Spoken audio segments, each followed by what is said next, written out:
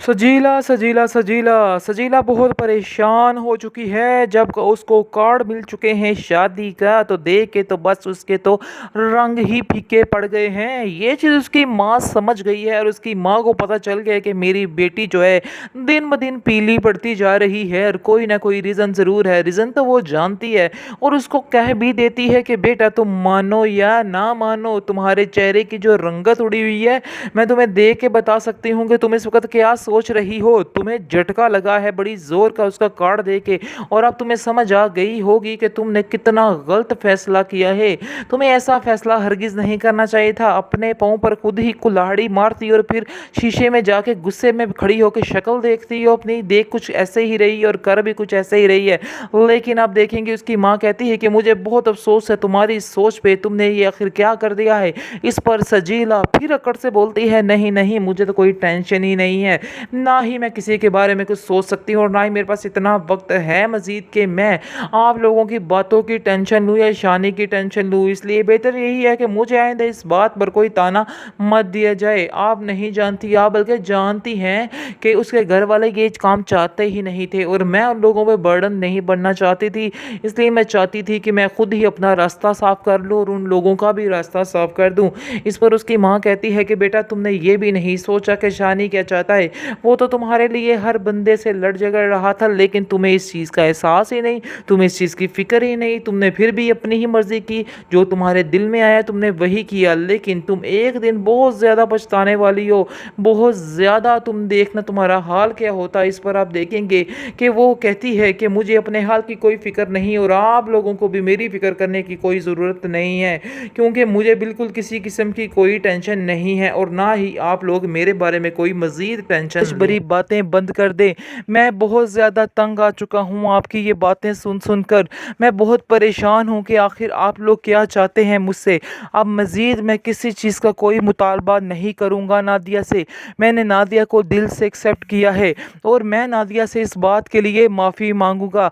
इस तरह आप देखेंगे कि वो जाता है शानी के पास और वहाँ जाकर नादिया की माँ को कहता है कि मैंने आज तक आप लोगों के लिए दिल में बहुत ज़्यादा ही गुस्सा रखा है और बहुत ज़्यादा लालच भी रखा है, लेकिन मुझे आज बहुत ज़्यादा अफसोस है इस बात पे।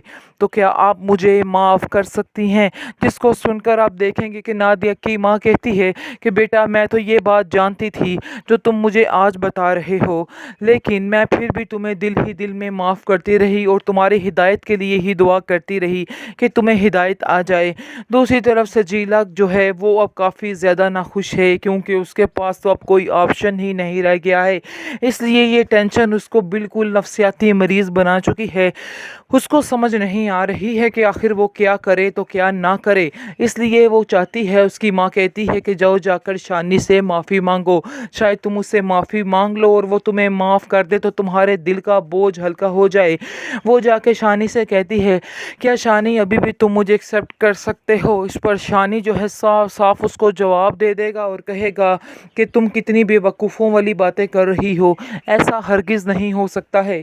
मैंने शानज़े को दिल से एक्सेप्ट किया है और तुम मुझे अपने से दूर करती रही और शानज़े के खुद करीब करती रही और इसलिए तुम ही इस चीज़ की गुनाहगार हो, मेरा इसमें कोई कसूर नहीं। लेकिन अब मैं तुम्हारा शुक्रगुजार हूँ कि तुमने मेरे लिए शानज़े जैसी लड़की को चुना।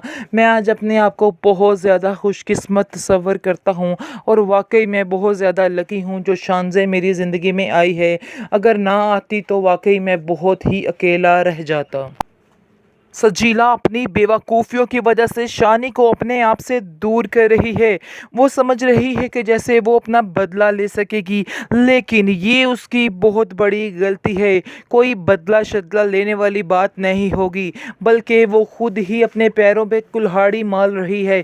उसको समझ नहीं आ रही है कि वो क्या कर रही है। उसकी माँ उसको समझाने की कोशिश करती है कि बेटा तुम्हारा फ़ैसला बिल्कुल गलत है, मेहरबानी है कि तुम अभी भी अपना फ़ैसला बदल बदल दो, वरना ऐसा ना हो कि तुम पछताती रह जाओ। लेकिन नहीं जी, वो किसी की नहीं सुनेगी। इस तरह से आप देखेंगे कि शानज़े की शादी हो जाएगी चांदनी के साथ, और वो आहिस्ता आहिस्ता उसको एक्सेप्ट भी कर लेगा। स्टार्ट में उसको काफ़ी मुश्किल लगेगा और सजीला की यादें उसे उसकी तरफ आने नहीं देंगी, लेकिन एक वक्त आएगा जब उसके दिमाग में सजीला निकल के कहीं दूर जा चुकी होगी और शानज़े ही शानज़े होगी, क्योंकि वो जानता तो है कि शानज़े किस कदर अच्छी लड़की है, और इस चीज़ का एतराफ़ भी करना शुरू हो जाता है और अपनी माँ से कहता है कि आपका ये फ़ैसला कितना अच्छा था, लेकिन मैं खामख़ा सजीला की तरफ लग के आप लोगों के साथ बदतमीज़ी करता रहा, आप लोगों के लिए बदगुमानी पैदा करता रहा। लेकिन मुझे आज इस बात पे काफ़ी ज़्यादा अफ़सोस है कि मैंने बहुत ही गलत किया है। क्या मुझे इस चीज़ के लिए माफ़ कर पाएंगी? इस पर आप देखेंगे कि नादिया की माँ कहती है कि तुम क्यों फ़िक्र कर रहे हो, मैं तुम्हें इस चीज़ के लिए माफ़ कर चुकी हूँ, क्योंकि मैं जानती हूँ कि मेरा बेटा शानज़े के साथ बहुत ही खुश रहेगा। दूसरी तरफ आप देखेंगे कि खावर के ऊपर से जो पैसों का बोझ था वो भी उतर जाएगा, क्योंकि वो भी अपनी माँ की चिक चिक से तंग आ जाएगा और कहेगा कि बस कर दें खुदारा, आप लोग क्यों बाज नहीं आ रहे। इतना लालच आज तक आपने मेरे अंदर डाल दिया है कि मुझे किसी रिश्ते की कोई होश नहीं रही है। इसलिए बेहतर यही है कि ये अपनी लालच भरी बातें बंद कर दें। मैं बहुत ज़्यादा तंग आ चुका हूँ आपकी ये बातें सुन सुन कर। मैं बहुत परेशान हूँ कि आखिर आप लोग क्या चाहते हैं मुझसे। अब मज़ीद मैं किसी चीज़ का कोई मुतालबा नहीं करूँगा नादिया से। मैंने नादिया को दिल से एक्सेप्ट किया है और मैं नादिया से इस बात के लिए माफ़ी मांगूंगा। इस तरह आप देखेंगे कि वो जाता है शानी के पास और वहाँ जाकर नादिया की माँ को कहता है कि मैंने आज तक आप लोगों के लिए दिल में बहुत ज़्यादा ही गुस्सा रखा है और बहुत ज़्यादा लालच भी रखा है, लेकिन मुझे आज बहुत ज़्यादा अफसोस है इस बात पे। तो क्या आप मुझे माफ़ कर सकती हैं? जिसको सुनकर आप देखेंगे कि नादिया की माँ कहती है कि बेटा, मैं तो ये बात जानती थी जो तुम मुझे आज बता रहे हो, लेकिन मैं फिर भी तुम्हें दिल ही दिल में माफ़ करती रही और तुम्हारी हिदायत के लिए ही दुआ करती रही कि तुम्हें हिदायत आ जाए। दूसरी तरफ सजीला जो है वो अब काफ़ी ज़्यादा नाखुश है, क्योंकि उसके पास तो अब कोई ऑप्शन ही नहीं रह गया है। इसलिए ये टेंशन उसको बिल्कुल नफसियाती मरीज़ बना चुकी है। उसको समझ नहीं आ रही है कि आखिर वो क्या करे तो क्या ना करे। इसलिए वो चाहती है, उसकी माँ कहती है कि जाओ जाकर शानी से माफ़ी मांगो, शायद तुम उससे माफ़ी मांग लो और वो तुम्हें माफ़ कर दे तो तुम्हारे दिल का बोझ हल्का हो जाए।